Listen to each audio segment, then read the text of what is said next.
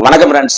பார்த்திபனூர் பாண்டியன் அகாடமில இருந்து நல்ல ஒரு தகவல். அதாவது என்னன்னா, ஆல்ரெடி எஸ்எஸ்ஜிடி மெடிக்கலை பத்தி நான் இன்ஃபார்ம் பண்ணியிருந்தேன். டேட் வந்துருச்சு. உங்களுக்கு எந்த இடம்ன்றது மட்டும் ஒரு 4 டேஸ்க்கு முன்னாடி வரும் அப்படின்னு சொல்லிட்டு.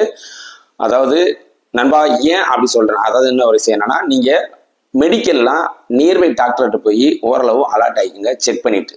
ஏன் அப்படி சொல்றேன்னா, சின்ன சின்ன விஷயங்களுக்காண்டி நீங்க ரிவ்யூ போடுறது மாதிரி வரும். ஃபார் எக்ஸாம்பிள் வந்து கைகள் ஆடுது, கை வேர்வை இருக்கு, பாதங்கள் தட்டையா இருக்கு, முட்டி ஒட்டுது, தேமல் அங்கங்க பெரிய தேமலா இருக்கு, பிளஸ் ஐஃபால்ட் லைட்டா கலர் விஷன் லைட்டா இருக்கு, மற்றபடி லாங் டிஸ்டன்ஸு, கண்ணு ரொட்டேட் ஆக மாட்டுது, ஹார்ட் பீட் கொஞ்சம் ஹெவியா இருக்கு, இசிஜி, சுகரு, இதெல்லாம் நீங்க செக் பண்ணி வச்சுக்கிட்டீங்கன்னா எந்த ஒரு பயம் இல்லாம போகலாம் மெடிக்கலுக்கு. நம்மளுக்கு தான் செக் பண்ணிட்டோம்ல, எதுவுமே இல்லை அப்படின்ட்டு. இல்லைன்னா ஒரு பய உணர்வோட போறது மாதிரி இருக்கும்.